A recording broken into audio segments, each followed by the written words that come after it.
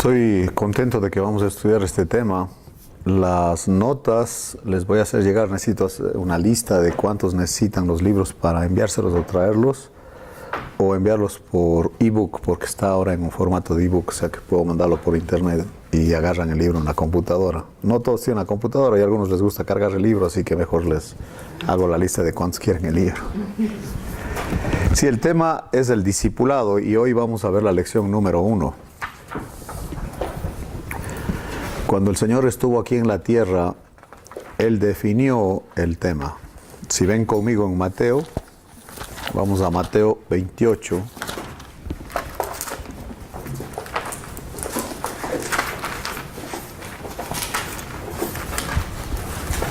Digamos que la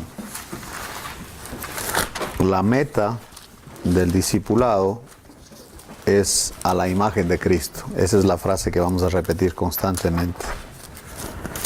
No es un asunto de formar profesionales en el Evangelio que no sirven para nada. No es un tema de argumentos o un tema de discusiones. Es un tema de cómo Dios efectúa el proceso de hacernos a la imagen de Cristo, porque no hay otro propósito. Por más que escriban que tienes que hacer un propósito para tu vida, etcétera, eso ya está definido. El Señor ya tiene el propósito. Dice en el 28:16, ahí vamos a leer. Pero los 11 discípulos, y es muy importante empezar así, dice, pero los 11 discípulos, a estas alturas ya no está Judas, se fueron a Galilea, al monte donde Jesús les había ordenado. Miren lo que dice el versículo 10, 28:10. Entonces Jesús les dijo, no temáis, id dad las nuevas a mis hermanos, para que vayan a Galilea, y allí me verán. Y esto es lo que el Señor anhelaba tanto poder decir. Cuando Él estuvo en la cena, en la última cena, dice, quise tanto cenar con ustedes. Pero más potente para Él es poder decir lo que dice aquí, dice, diles las nuevas a mis hermanos. Ahora ya son sus hermanos. Antes eran, recuerdan que dijo, ahora les voy a llamar amigos, porque el siervo no sabe lo que es su Señor. Ya no son siervos sino amigos. Pero ahora Él dice a las mujeres, dice, diles a mis hermanos. Y es que el plan de Dios es hacernos a la imagen de Cristo para que Él sea el primero entre muchos hermanos. Sí, lo que estamos haciendo en el discipulado es creciendo junto con los hermanos, con nuestros hermanos, porque somos hermanos. Y el modelo, si ustedes quieren, o la cabeza de este nuevo hombre es Cristo. El proceso de natural a ser como Cristo es el proceso del discipulado. Y eso es impresionante ver cómo Dios lo hace, ¿no? Ese es el tema que nos toca ahorita. Dice, cuando le vieron, le adoraron, pero algunos dudaban. Eso no es nada nuevo. Miren en Juan 20:24, vamos a ver ahí, Juan 20:24.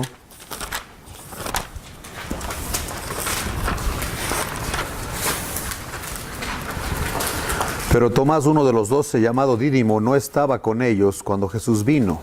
Le dijeron, pues, los otros discípulos, al Señor hemos visto. Él les dijo, si no viere en sus manos la señal de los clavos, y metiere mi dedo en el lugar de los clavos, y metiere mi mano en su costado, no creeré.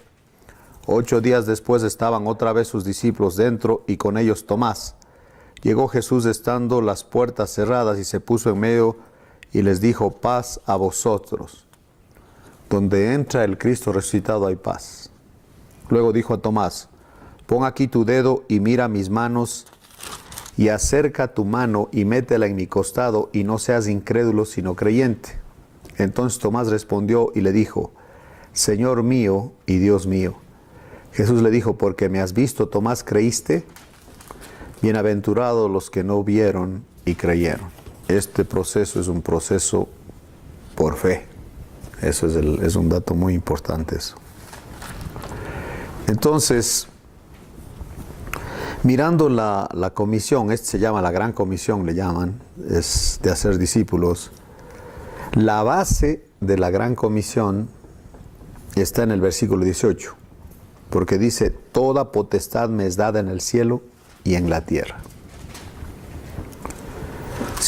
Si si vamos a hacer esta tarea, es por quien manda hacer la tarea y por quien tiene el poder. Ustedes si están en un auto en la calle y se pasan el exceso de velocidad y un policía les ve, él le va a parar y le va a multar, pero no es él. La autoridad que él tiene no es él. Él está delegado, está comisionado por un departamento que se llama la policía, que pertenece al gobierno, que le da esa autoridad de hacer eso. Nosotros sabemos que hay quienes abusan la autoridad o quieren usar eso para sus propios fines, pero lo legítimo es que él no tiene autoridad. Él representa la autoridad. Eso es muy diferente. Entonces, cuando alguien se presenta como que él es la autoridad, no ha entendido nada. Como si alguien se presenta que él es el maestro, tampoco ha entendido nada. Miren lo que dice Corintios 8, 1 Corintios 8. Lo que pasa en esta tarea es que el Señor es la autoridad, Él tiene toda la autoridad y con esa autoridad podemos hablar, afirmar con denuedo, porque no estoy diciendo lo que yo opino, sino lo que Él dice. Así es, no hay discipulado sin Biblia, no hay discipulado sin esta base de la autoridad del Señor Jesucristo, porque se vuelve un ejercicio de hacer prosélitos religiosos. Lamento decirles que la iglesia evangélica está dedicada a hacer prosélitos ahorita en lugar de hacer discípulos. Entonces, la base es Él, es el Señor, y los discípulos son discípulos de Él, no nuestros. Es muy diferente eso. Entonces, a mí me sorprende cuando Él dice, te presento a mi discípulo, y digo, no, pues ni ha entendido nada. Si no se trata de hacer discípulos míos, sino de Él. Y dice aquí en 1 Corintios 8, si alguno se imagina que sabe algo, el 8.2, que interesante la manera de hablar de Pablo, si alguno se imagina, está imaginándose que sabe algo, aún no sabe nada como debe saberlo. Porque el que realmente sabe nunca se va a llevar el crédito, no va a cobrar por esto. Ese es un dato muy importante, porque de gracia recibimos y de gracia damos. Entonces, dice en 1 Timoteo 3, y ese es el peligro y lo que vemos mucho hoy día, o 2 Timoteo 3,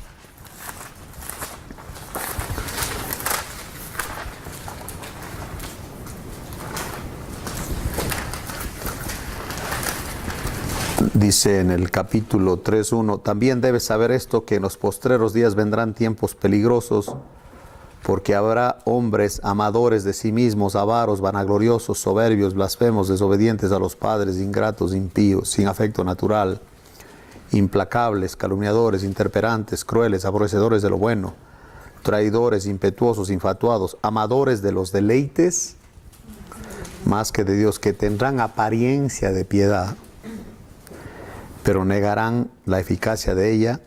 A estos evita. Sí. También Pablo en otra porción dice que ellos usan la piedad como un objeto para ganancia, ¿no? En 1 de Pedro también, miren lo que dice ahí en el capítulo 5. No tengo ni oro ni plata, dijo Pedro, pero lo que tengo te doy. Y este mismo Pedro, ya anciano, en el capítulo 5, dice en el versículo 2, apacentad la grey de Dios que está entre vosotros, cuidando de ella no por fuerza, sino voluntariamente, no por ganancia deshonesta, sino con ánimo pronto, no como teniendo señorío sobre los que están a vuestro cuidado, sino siendo ejemplos de la grey. Entonces ahí tenemos nosotros el punto. Ahora, analizando la Gran Comisión, vamos a ver algunos elementos ahí. La autoridad, como hemos dicho, la tiene Él, no la tenemos nosotros. Entonces podemos hablar con toda confianza siempre y cuando estamos hablándolo de Él. Porque en Hechos, en el capítulo 1, dice aquí en el versículo 8, pero recibiréis poder cuando haya venido sobre vosotros el Espíritu Santo, y me seréis testigos.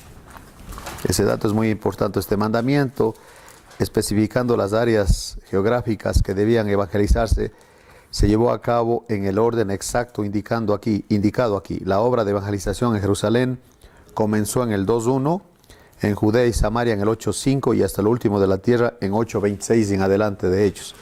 Y dice él aquí, me seréis testigos. El punto es que un testigo habla de él, no hablo de mí, hablo de él. Y el tema es él, no yo. Entonces, los testigos en Jerusalén, en toda Judea, en Samaria y hasta lo último de la tierra. Interesante que también puede verse, los testigos en Jerusalén es la familia, en toda Judea los parientes y amigos, y en Samaria los enemigos. Y el tema es que el enfoque no es geográfico. O sea, porque muchos dicen, bueno, me voy a ir misionero. Encontré a un muchacho canadiense que me dice, me voy a ir a Bolivia, dice, de misionero. Digo, ¿y para qué vas? Dice, es que ya me harté de Canadá. Digo, no te vayas, por favor. Vete a Inglaterra, a algún país del Reino Unido, para Bolivia no vayas, porque no más vas a llevar tu amargura. Sí. Estaba yo en una reunión de Comibam, que es la organización que envía misioneros latinos, ¿no? Con mucho orgullo, por cierto, de que ahora los latinos mandamos misioneros y deberíamos ser más humildes, hermanitos. Y entonces estaban hablando, yo nomás hice una pregunta. Y obviamente que ya quedé con una tacha. Y yo nomás hice la pregunta, ¿y qué van a enseñar? No, pues se sobreentiende, dice. Bueno, ¿qué es lo que se sobreentiende, la verdad? El punto es que la enseñanza es a personas, no importa dónde estén esas personas, y es a todas las razas, porque dice aquí, hacer discípulos a todas las naciones. La palabra ahí es etnias, no tiene que ver con un asunto geográfico, no es que te vas a ir a algún lado, sino que vas a ver dónde están esas etnias. Había una muchacha que quería ser misionera en la China y vivía en un edificio donde había chinos arriba en el tercer piso y nunca les hablaba de Cristo. Pero ella sí quiere irse a la China a hablarles de Cristo, ¿entiendes? A mí se me hace más que quería ir de aventura, ¿no? O como alguien dice que va a ir a evangelizar a Cancún, digo, ¿por qué no te vas de vacaciones? Di que te vas de vacaciones y no seas bandido, ¿entiendes? Este quiere como hay otro que dice, yo lo que quiero es unas 20 personas que cada uno me dé unos $250 y ya con eso me voy de misionero. Dice, ¿y a dónde quieres ir? No, pues a un lugar donde va a estar de jubilado ahí. Porque hay varios misioneros que están jubilados. Es la verdad. No están haciendo nada. Y yo lo sé. Sí, porque veo que no están haciendo discípulos. No están haciendo lo que supuestamente iban a hacer. Andan de vida de jubilado ya, de descanso. No, pues. Así es. Este asunto es buscar personas de las diferentes razas donde estén. Jaime Helio, del que murió con los guaraníes en los Aucas en Ecuador, en el Arajuno, en el río Arajuno, en las playas del Arajuno, él hizo un comentario, dijo él, aquí estoy yo, dijo, buscando 600 guaraníes, porque no hay más, 600. Dijo él, en la selva, cuando yo pudiera estar en Nueva York haciendo dinero, porque era piloto él. Pero aquí estoy, dijo, todo porque el Señor dijo que un día de toda tribu, de toda nación, de toda lengua, iban a estar delante del trono de él. Y se está haciendo la tarea. Y sí hay creyentes entre ellos. Como ustedes han visto en La Punta de Lanza, es una película que hicieron de la muerte de los misioneros. 5 misioneros. 8 de enero de 1956. Siempre que digo que soy de Ecuador, dice, tú eres de los que mataron a los misioneros. Digo, sí, pero yo no fui. Y conozco muy bien porque conocí a Pancho Drown, que trabajó con ellos muchos años, conocí a Rafael Stuck, que trabajó con los Aucas también. O sea, de ellos, Pancho Drown sí tiene un libro que es excelente. Él fue el que ayudó a los militares norteamericanos a meterse para buscar los cadáveres en el río, ¿no? Pancho Drown. Y Rafael Stuck se quedó 2 años trabajando en la selva con los guaraníes. No hay un libro, por eso no se sabe de esa gente, son anónimos, pero delante de Dios no son anónimos, ¿entiende? Y esta Raquel Saint, la hermana de Nathanael Saint, también se quedó ahí muchos años. Ella, de hecho, parecía indígena, yo la conocí. Y Rafael también trabajó con otro grupo, no con los guaraníes. Después de eso trabajó con los... hay un otro grupo que son como 25,000 o más, ¿no? De nativos, y él se convirtió en un nativo. Y él es impresionante porque la tarea de él es, como dijo, no, hacer discípulos. Y él crió solo varones en su casa. Y era interesante que los varones estaban metidos también en lo mismo, haciendo discípulos, como el papá. Llegamos a la casa de él con Joy de visita, y Mariana, su esposa, ya va a cocinar. Y en la cocina, en el lavabo, había un montón de cucarachas de esas que vuelan, de la selva. Entonces, vuelan. Se pega una aquí, acá. Ay, no. Te asusta porque dice una cucaracha voladora, no, hombre. No sabía que había tal cosa. Y entonces llegamos y estamos viendo lo que hace ella, ¿no? Ella hace así. Y empieza a picar las cosas para la comida. Digo, ¿y no tienes temor que te salte una y que nos metas una en el caldo?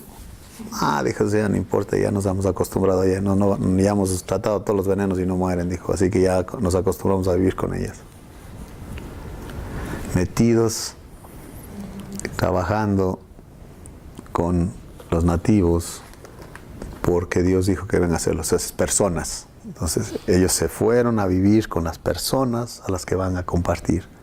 Como Cristo bajó y se hizo hombre, no nos mandó un email, se hizo hombre, caminó entre nosotros, sufrió el agravio más tremendo que se le puede hacer a alguien inocente como él. Sí, es personas. Por eso el discipulado implica una relación personal, por eso no se hace el discipulado.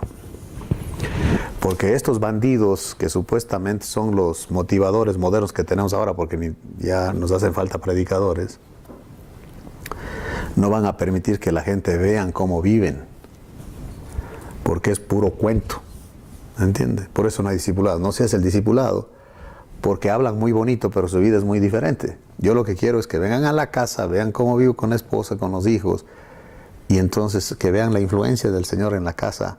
Eso es la relación personal que requiere el discipulado. El Señor Jesucristo estuvo más de 26,000 horas con los discípulos. No eran clases de domingo con el expositor bíblico. Lo que dijo el Señor, bueno, ya nos vemos la otra semana, dijo, y estoy en la lección. Dice el profesor de la escuela dominical, que nosotros no llamamos así porque no estudiamos solo los domingos, estudiamos toda la semana. Dice él a la esposa, dice, oye, dice, ¿no has visto mi Biblia? Domingo a las 9 de la mañana, la reunión es a las 9:30. Y dice la esposa, no, dijo, no la he visto. Y ahora dice, tengo la clase y no sé dónde está la Biblia. Dice, ¿no la habrás dejado en el auto donde siempre la pones? Efectivamente estaba abajo del asiento la Biblia. Y estaba el contento que encontró la Biblia. Entonces llega a la clase y les dice a los muchachos que están con él, dice, bueno, ¿dónde nos quedamos? Y uno de ellos muy listo dice, si tú eres el teacher y no sabes, nosotros menos. Y luego dicen, oren por mi vida espiritual. Obviamente necesitamos cambiar eso, ¿verdad? Por eso el tema del discipulado es vital. Vamos a entender cómo mismo ocurre esto, ¿no? Cómo pasa eso. Y dice aquí, la orden es clarita, miren la orden, lo que dice aquí. Hacer discípulos, sí, tienes que bautizarles. Muy interesante eso, ¿no? Porque el bautismo en cierta manera afirma de que es un creyente, porque no bautizamos inconversos. Y no vamos a discipular inconversos tampoco. ¿Saben lo que yo me he dado cuenta en más de 35 años sirviendo en esto? Que cuando va a haber bautismos y le preguntan a alguien que viene a la iglesia que dice que ya es cristiano, y le dicen, oye, ¿y tú ya te vas a bautizar? No, dijo, todavía no estoy listo. Inconverso. Es un inconverso, no cree.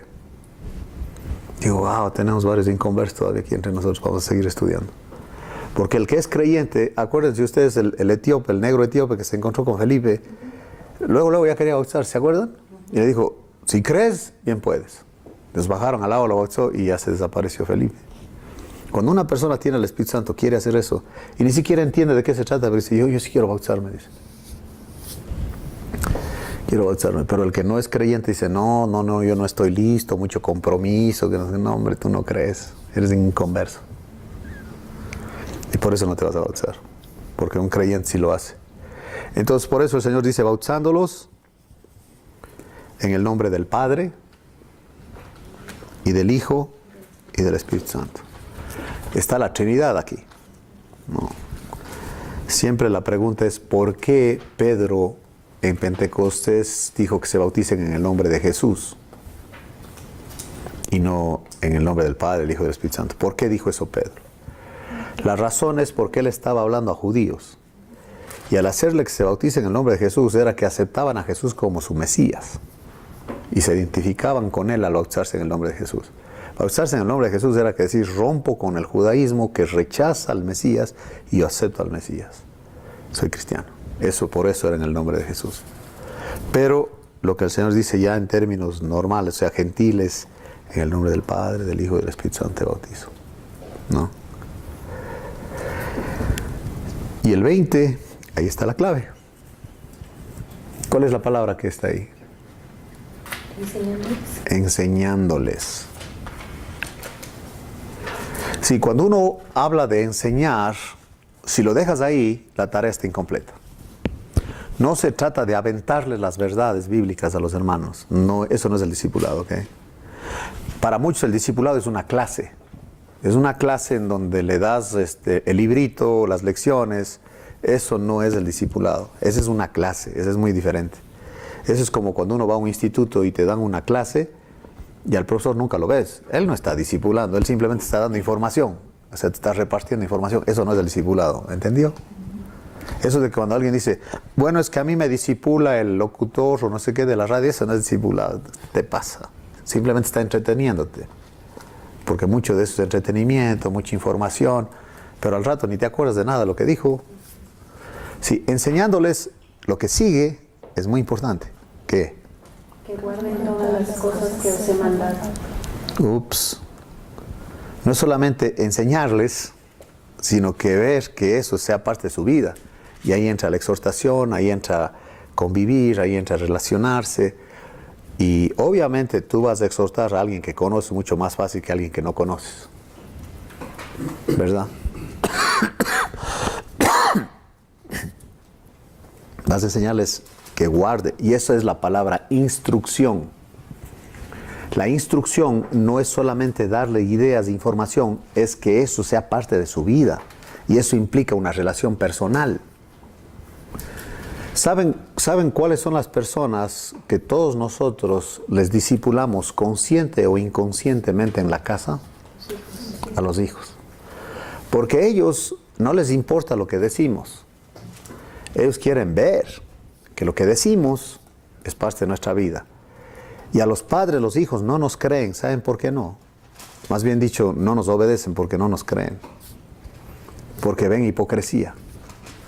Al no ver victoria, el cristianismo no sirve.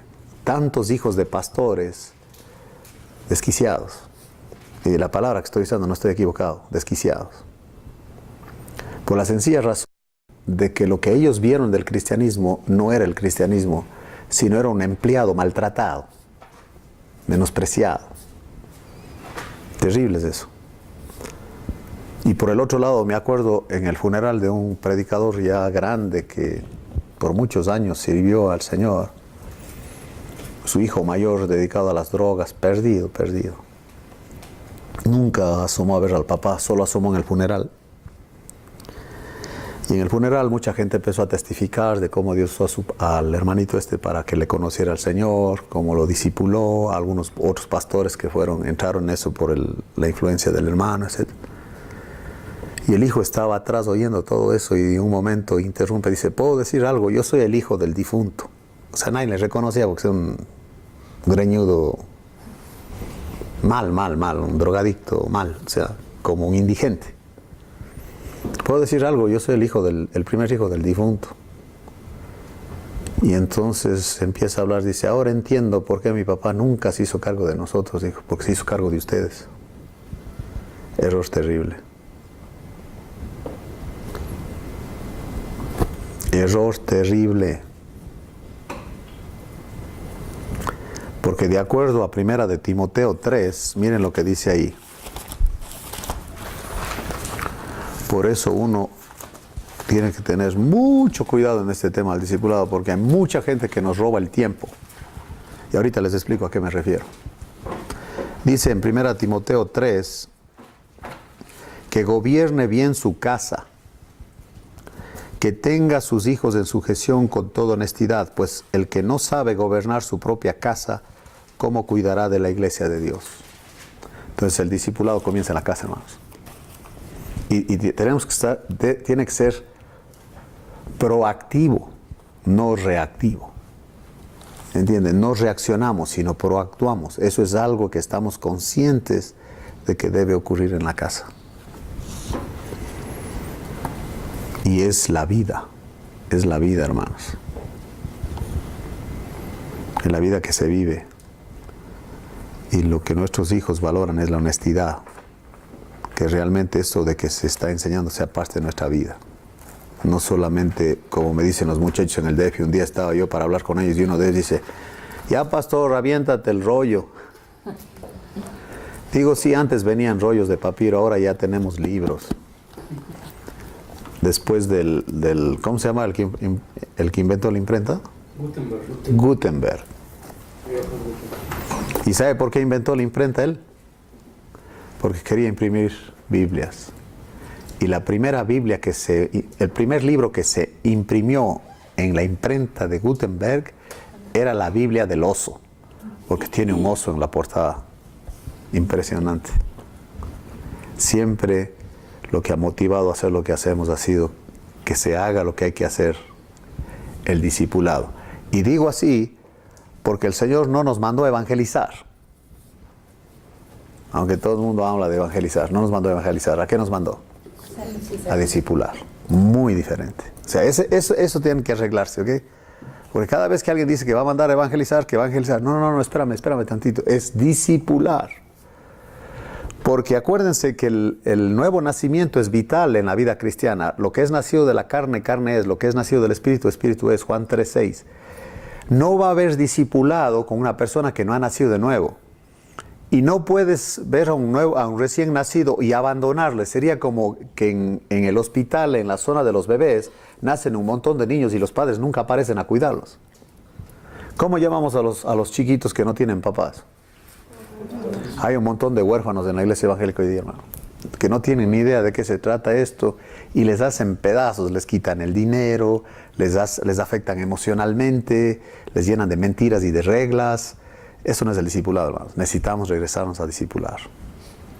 Con todo y lo tedioso que es, con todo y lo sacrificial que es, ¿entiendes? Es la tarea. Ustedes pueden imaginarse cómo el Señor se sentía enseñando a los discípulos. 3 años estuvo con ellos. Le entendían al Señor. Voy a hacer una declaración que para algunos les va a caer los calzones, como escuché esa expresión en Monterrey. El Señor estuvo 3 años con inconversos, que no creían. Y nunca se rajó, como diría un mexicanote. Nunca dijo, ¿saben qué? Ya. Bola de pescadores. Ya dijo, ya me regreso al cielo, olvídense. No, gracias a Dios que no lo hizo. Gracias a Dios. Gracias a Dios que los apóstoles tampoco se rajaron, aunque cada uno murió como mártir, pero ellos iban a hacer la tarea. Gracias a Dios por la fidelidad de esos muchachos, incluyendo a Pablo, a Saulo de Tarso, porque ese sí por todo lado andaba discipulando gente. Él tenía un instituto itinerante, si ustedes quieren. O sea, vamos a descubrir cosas impresionantes de la tarea que no se está haciendo. ¿Dónde está la iglesia? Hoy día no tenemos iglesia, tenemos espectáculos religiosos, shows religiosos que promueven experiencias religiosas. Eso no es el cristianismo, para empezar, y no tiene nada que ver con el mandato del Señor Jesucristo, ¿ok? ¿Y qué es lo que van a guardar? ¿Qué es lo que vamos a enseñar? A enseñar. Ahora, nosotros decimos que nosotros tenemos la doctrina apostólica. ¿Han oído ese término?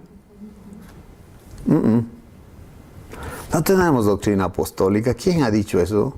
Si eso nos inventaron los apóstoles. Tenemos la doctrina del Señor Jesucristo que enseñó a los apóstoles y los apóstoles nos compartieron a nosotros. Sí, el originario de la doctrina no son los apóstoles. Entonces, al decir que es doctrina apostólica, ya quitamos el valor más grande de la enseñanza, que es el Señor Jesucristo, porque Él les enseñó a ellos lo que ellos debían enseñarnos a nosotros. Y cuando ellos estaban con el Señor Jesucristo no le entendían jota, pero cuando viene el Espíritu Santo les recordó todo y ahora empieza a hacer clic, clic, clic, clic, clic, clic. Dijo, ya me cayó el 20, eso se refiere al Señor. ¿Se recuerdan cuando Juan escribe? El Señor dijo, destruyan este templo y lo reconstruyen en 3 días. Ustedes pueden imaginarse la cara de los discípulos cuando oyen eso. Y tú eres albañil, tú sabes de construcción. Ni aunque fuéramos millones, dijo, para en 3 días reedificar esto que se han tardado más de 40 años. Y pone Juan el dato ahí, dice, se refería a su cuerpo. 60 años después.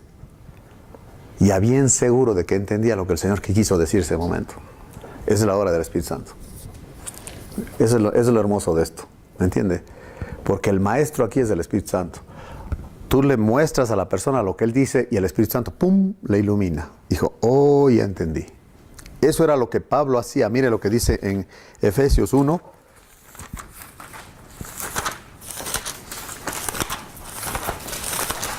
Cuando él está orando por ellos, por los de Éfeso, dice él así, por esta causa también yo, habiendo oído de vuestra fe en el Señor Jesús, el 1:15, y de vuestro amor para con todos los santos, no ceso de dar gracias por vosotros, haciendo memoria de vosotros en mis oraciones. Implica que tienes un interés genuino por la persona con la que estás compartiendo. Al punto de orar por esa persona, ver cómo está esa persona, ayudarle en lo que puedas. Es una relación íntima, personal con la persona que estás discipulando. No es un alumno, es tu hermano. ¿Ve la diferencia? Imagínense ustedes que el teacher en la clase tiene nomás a sus hermanos. Sería muy diferente que esté enseñando a sus hermanos que tener alumnos. Porque ya saben cómo nos trataban a los alumnos. Muy diferente cómo se tratan a los hermanos. No, dice él aquí, el 17, para que el Dios de nuestro Señor Jesucristo, el Padre de gloria, os dé espíritu de ¿qué? Sabiduría y revelación en el conocimiento de Él. Sí, qué interesante que Él está pidiendo por esta sabiduría, por este conocimiento, pero que es de Él, no mío, dijo. Yo no te puedo dar eso. Estoy pidiendo que Él te lo dé. Es el conocimiento de Él, pero de Él, no mío. Y dice el 18, alumbrando los ojos de vuestro entendimiento. ¿Cómo se llama eso? Iluminación. Tiene que ser por iluminación, hermano. No. Ahora, en Efesios 4, miren, en Efesios 4, el libro de Efesios es muy importante en el cuanto de la vida de la iglesia. Cuando alguien me dice a mí que en su iglesia practica Corintios, digo, Corintios puros niños. Dice, no pude darles vianda, sino leche, porque no erais capaces, y todavía sois capaces. Entonces, en la carta a los Corintios para niños, digo, mejor vete a Efesios, ahí está ya, ese es ya un poco más profundo, ¿entiendes? O Colosenses. Colosenses es el libro en cuanto a la doctrina lo más profundo que uno puede encontrar en la Biblia. Colosenses es, y va junto con Efesios. Y aquí en Efesios 4 dice, esto digo y requiero en el Señor. Imagínese, si no tienes la base de los 3 primeros capítulos, que es la posición del creyente y dónde está el poder, si tú te saltas y no le explicas quién es y por qué pide eso, dice, esto pues digo y requiero en el Señor, suena como legalista. Que Él está demandando algo sin haberles dado las bases de cómo lo van a hacer. Si ellos no lo van a hacer, sino que el comportamiento está basado en quién soy en Cristo, la posición de los 3 primeros capítulos de Efesios, que Watchman Nee le llama sentados. Sentado a la diestra del Padre, la posición que ahora tenemos. Eso es muy importante entender. ¿Quién soy? Y por eso se demanda cierto comportamiento.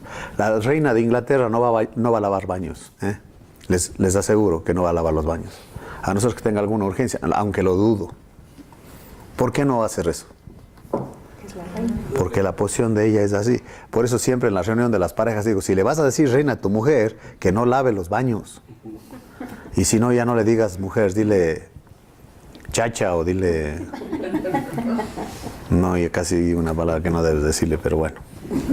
Okay, dice aquí, esto requiero, ya no andéis como los otros gentiles. Hay una diferencia entre los otros gentiles. O sea, si hay otros, es que somos diferentes, ¿o no? Entonces esto es diferente.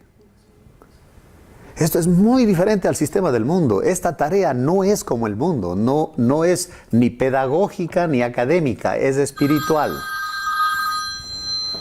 Es espiritual. Ese dato es muy importante. Ahorita le hablo. No sé quién es, no dice quién es, por eso lo corté. Y dice aquí,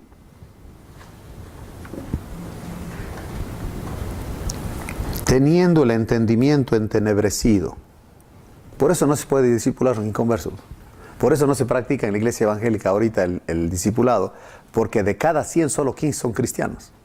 Esas son las estadísticas. El resto son solamente simpatizantes, o como dicen los gringos, seekers, como buscadores. ¿No? Que vienen acá, dice, a oír y les entretienen con dramas, músicos profesionales, temas psicológicos, de motivación. No, hombre, la gente se va encantada. Dijo, este cristianismo me gusta. A Lío le encanta ese cristianismo. Imagínate, el Señor dice, si alguno quiere venir en pos de mí, niéguese a sí mismo, tome su cruz cada día y sígame. No, hombre, dijo, está muy duro eso, no, vámonos. Oye, Rosa, agarra a los niños, vámonos. ¿Se acuerdan en Juan 6 cuando la gente empezó a irse? El Señor dijo, y ustedes también se van a ir.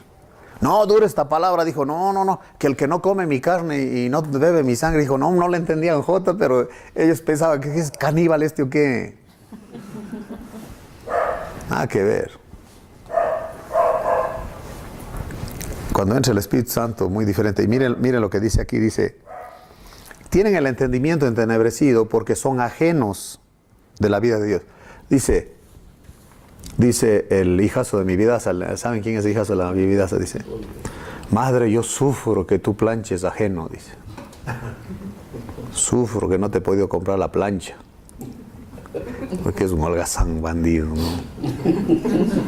Y luego dice, ¿y entonces qué hacemos? Dice la mamá al hijazo de mi vida, dice, facilito, dice, vete a planchar donde yo no te vea. Qué sinvergüenza, no más ganas de ahorcarle al gordinflón. ¿No? Ajeno. O sea, ajenos de la vida de Dios. O sea, no tienen la vida de Dios. Siguen al diablo, siguen al mundo. Efesios 2, 1 al 3 habla de eso. Entonces, ¿cómo puedes discipular a un oscuro, a una mente oscura que rechaza al Señor? Claro que no se va a hacer el discipulado porque no aceptan. No, dijo, como alguien alguna vez en plena reunión dijo, no, ya mucha iglesia, dijo, mucha iglesia. Ya. No aguanta estudiar la Biblia. Dijo, no, mucha iglesia, dijo, ya mucha iglesia. Y yo alguna vez después que oigo eso, estábamos en Houston, en un campamento de familias, y terminamos en la reunión, y las hermanitas del grupo de las mujeres estaban bien emocionadas. Entonces agarran el librito de los coros, y se hacen a un lado y empiezan a cantar los coros del librito, ¿no? Pero uno y otro, y emocionadas, ¿no? Pues seguían. Y yo me acerco a una de ellas y le digo, ya mucha iglesia, hermanas. Me queda viendo en shock. Yo, ya claro que me ríe viendo la cara de Dios. ¿Qué pasó, hermana? Sígale usted. Es más, présteme un librito, yo me junto con ustedes. Está genial esto. Mucha iglesia. O como me dijo un ciudadano terrícola, porque ese no es ciudadano de los cielos. Me dice, yo ya vengo 8 años a esta iglesia, a la escuela dominical. ¿Cuándo me gradúo? Digo, tú nunca. Y saben que de toda esta tarea, ¿sabe cuál es lo más hermoso de toda esta tarea? Ahí dice, mire lo que dice. Mateo 28. Y he aquí, yo estoy con vosotros, ¿cuánto tiempo? ¿Hasta cuándo? Yo cuando hay alguien que dice, no, pero que al cabo que el Señor está con nosotros, digo, ¿y estás haciendo discípulos? O sea, usan este versículo, pero sin el contexto. No, pues si el Señor está con nosotros, digo, ¿pero estás haciendo discípulos? Porque si no, ni la sombra. Sí. ¿Qué implica eso de que Él está con nosotros cuando estamos haciendo discípulos? ¿Sabe qué es lo más importante? Y no tiene que ver con recursos. No tiene que ver con recursos. ¿Qué tenía el Señor para hacer la tarea que Él vino a hacer? ¿Dónde se dormía Él? ¿Se acuerdan lo que Él dijo? Las zorras tienen sus guaridas y las aves tienen su nido. El Hijo del Hombre no tiene dónde reclinar su sien.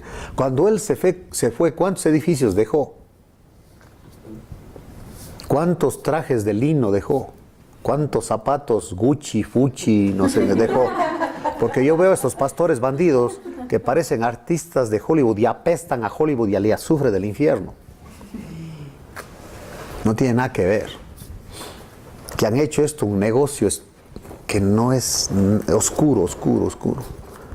No, que den para la obra. Dice, había un tipo que estaba pidiendo 65 millones para él tener un jet para supuestamente hacer la obra. Y la pregunta es, ¿dónde están los discípulos? ¿Y dónde está el Señor en esto? Cuando vino Billy Graham a la Arena México aquí en el DF, fue interesante porque un pastor anciano le dice, él dice, oiga señor, oiga hermano, así no es señor, oiga hermano, ¿cómo usted anda en avión cuando el Señor andaba en burro? Y Billy Graham, tremendo, le dice, bueno, dice hermano, consígame un burro que vuele y vengo en burro.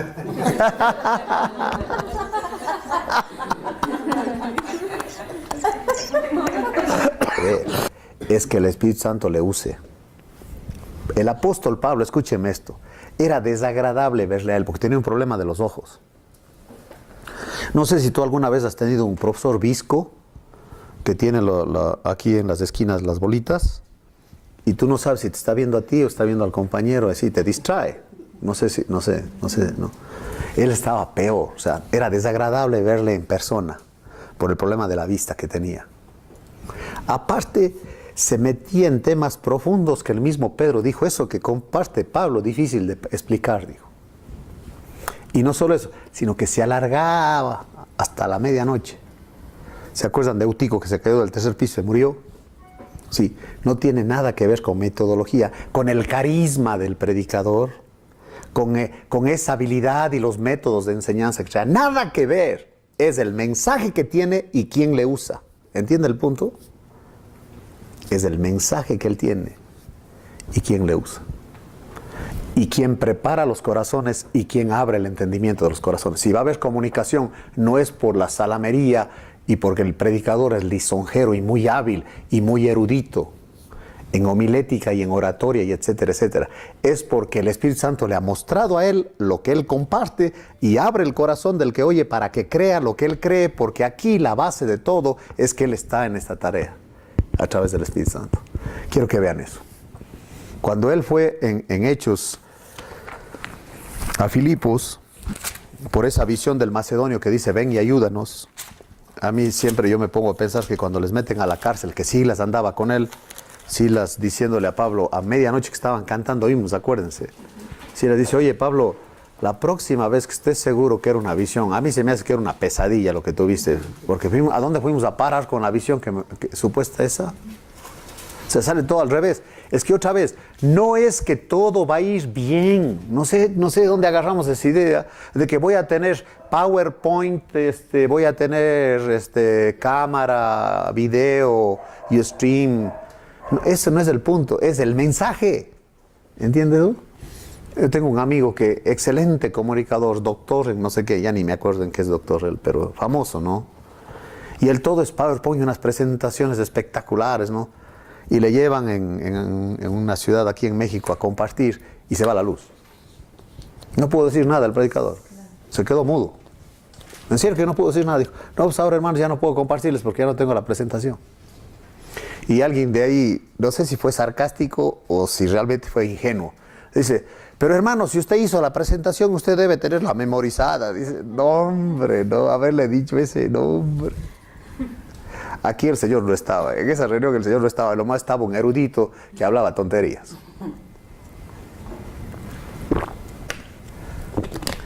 Sí, el estar con nosotros no tiene que ver con recursos, tiene que ver que Él va a enseñar a través del que está haciéndolo. Ese es el que está con nosotros, ¿entiende eso? Yo mismo era daba clase de métodos de enseñanza, imagínese. O sea, tienes que decirle así, tienes que decirle así, tienes que ser positivo. No, hombre. Imagina al Señor tan positivo que dijo, generación de víboras. No, pues claro, ¿quién le quería oír? Imagínese. Y ustedes, a los discípulos, no, ustedes no. Ustedes, dijo a los discípulos, ¿por qué dudaron? ¿Dónde está su fe? Eso era todo lo que les reclamaba el Señor siempre. Nunca les reclamó nada, tarugos, nunca les dijo eso. Lo más les dijo, bueno, a este Cleofas sí le dijo insensato, sonso, como decía mi abuela, sí. A él sí le dijo eso. Pero dijo, ¿y la fe de ustedes? ¿Y no me creen? Él tiene que estar en la ecuación, si no, no pasa nada. El discipulado no existe si el Señor no está con nosotros, hermanos, si el Espíritu Santo no está obrando. Porque de acuerdo a Efesios, donde estábamos, miren lo que dice ahí. En Efesios 4, no me interesa si eres doctor en pedagogía, si el Espíritu Santo no te ha enseñado y Él no te usa y no prepara el corazón y abre el entendimiento del oyente, no ha pasado nada. Porque de acuerdo a lo que dice aquí, ¿cuántos años estuvo Pablo en Éfeso? ¿Se acuerdan? Sí, buen dato, ¿verdad? Googlealo, dicen ahora. 3 años. En Corinto fueron 18 meses, año y medio. Pero en Éfeso fueron 3 años. Dice, los cuales, dice, teniendo el entendimiento entenebrecido, 4:18, ajenos de la vida de Dios, por la ignorancia que en ellos hay, por la dureza de su corazón, los cuales después que perdieron toda sensibilidad se entregaron a la lascivia para cometer con avidez toda clase de impureza. Y mire lo que dice aquí, mas vosotros no habéis aprendido así. ¿Hay alguna diferencia entre aprender de Cristo y aprender a Cristo? Pues claro, porque la idea dice aquí, si en verdad le habéis oído y habéis sido por Él enseñados. No dije, pues no estuve ahí 3 años con ustedes. Bola de ineptos. Y no repetí tantas veces estos temas y nunca me hicieron caso. No dice eso ahí. No dicen, Él está a un lado. No aparece Pablo en el cuadro. Dijo, si le oíste a Él y si Él te enseñó, porque yo no te puedo enseñar. ¿Sabe cómo cambia la vida eso? El legalismo ocurre cuando tú quieres enseñar a la gente. Y entonces los hijos sí reaccionan como uno quiere que reaccionen, pero no aceptan. Y el corazón está lejos, pero aparentan. ¿Sí? Imagínense tener discípulos aparentes. Me acuerdo de un misionero gringo que según él ya empezó una iglesia, eso fue en mi pueblo, ¿verdad? Y total, un día le veo que dijo, ya me voy, dijo, y me voy, creo que a los Himalayas o no sé dónde, a meditar, no sé qué onda, dónde iba este misionero. Porque supuestamente en la iglesia donde él estaba, los que estaban ahí ni eran creyentes y el tesorero se robó toda la plata. Y sí le perjudicó al gringo.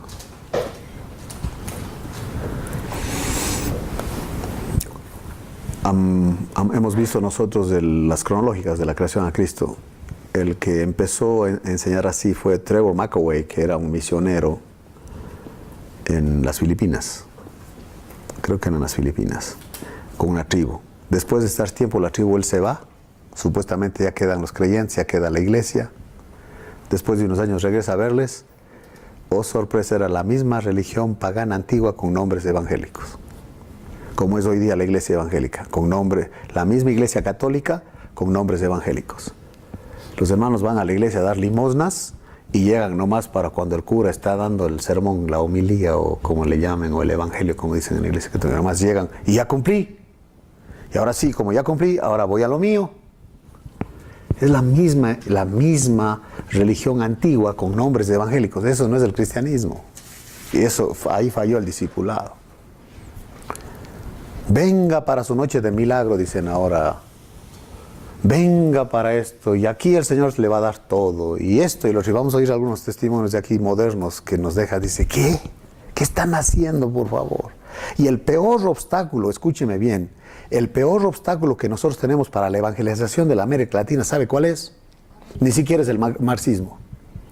Es el canal de televisión ese que sale de Centroamérica, que es un montón de nada,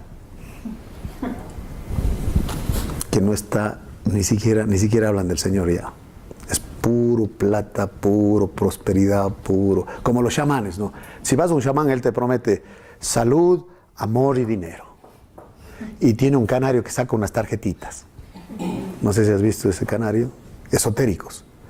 En las librerías cristianas tú puedes comprar un pan de cerámica con las promesas y entonces traes un loro, un canario que te saque la promesa del día. Es el cristianismo moderno. El Señor a mí me habló. Y yo declaro, cuando alguien me preguntó a mí algo, si yo tenía algo que declarar que soy culpable, dije, yo me declaro culpable. Pero no me entendió. Y luego están, cancelo, y lo peor que hoy día he oído yo hoy día, ¿sabe lo que es? Reprendo esas calorías, dicen los gordos.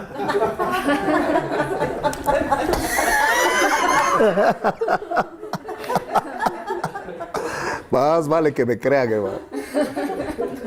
Y ya nos hemos alejado, que no tiene nada que ver con el Señor, esto del discipulado, nada. Ahora tenemos una religión hueca, mezclada en sincretismo, que ni siquiera habla del Señor, sino del melolico, que no tiene nada. Y el Señor no está ahí. Un español hace una canción que dice, ayer hablé con él y le noté un tanto triste, dice, hablando del Señor, dice, porque hay muchos que se reúnen en su nombre y no le dejan entrar a él. Hay muchos que hablan en su nombre pero no le dejan hablar a él. Dice, ¿quién es la autoridad? ¿Quién tiene la autoridad? ¿Cuáles son los recursos? Es él.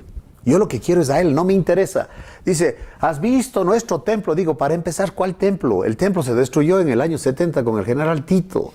¿O vas a traer borregos aquí tú al templo? Ya no estamos con los judíos, ahora somos la iglesia. La iglesia se reunían en bosques, en catacumbas, en cementerios porque les perseguían.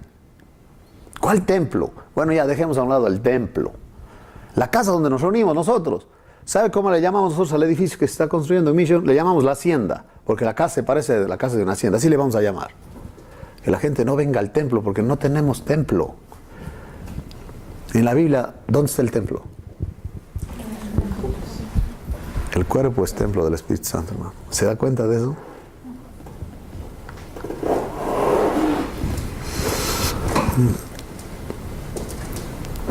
Vamos a ir ahí. ¿Y para qué vamos?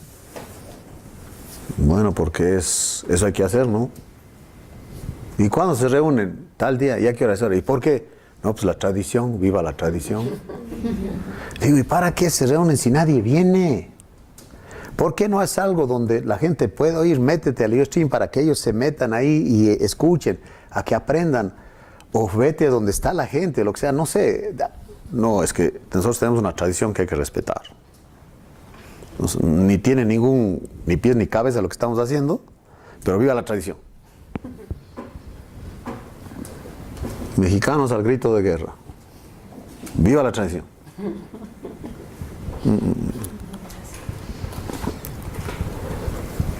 La enseñanza es sistemática, va de lo más sencillo a lo más profundo, de la leche a la vianda. ¿Sí? A un niño no le podemos dar carne asada, se nos muere, se ahoga, ¿verdad? Hay que darle lechita. Gerber, ¿sabe lo que es el Gerber? ¿Sabe quién está en la foto de Gerber? ¿Saben quién es ese bebé que está ahí en esa foto? Se llama Brooke Shields. Es la actriz Brooke Shields, la que hizo de la Laguna Azul, no sé qué se acuerdan, esa película. Ella es la bebé de la foto esa. Pero ya creció. Mis hijos, a mí me tocaba darles el Gerber porque mi esposa trabajaba, me acuerdo. Con Tirsa yo me acuerdo. Nosotros tenemos fotos con ellos cuando comieron la primera vez espagueti sin ninguna supervisión.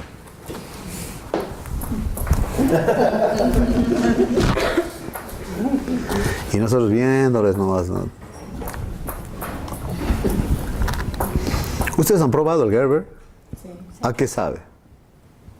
A nada. Porque no le meten ni sal ni azúcar. ¿No se ha notado que no sabe a nada?